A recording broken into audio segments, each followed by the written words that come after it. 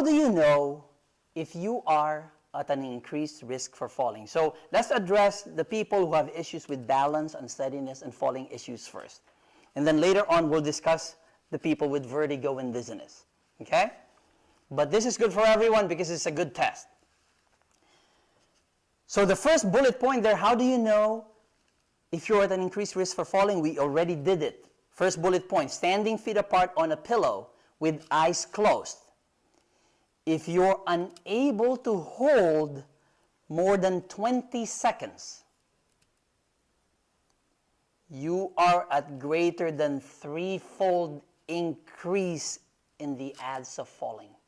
What was that last one? Threefold. You are at greater than threefold, 3 times increase in your odds for your risk of falling.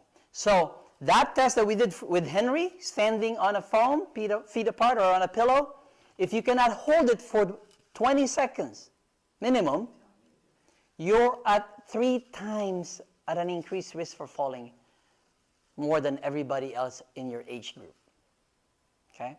Now here's another way to test if you're at an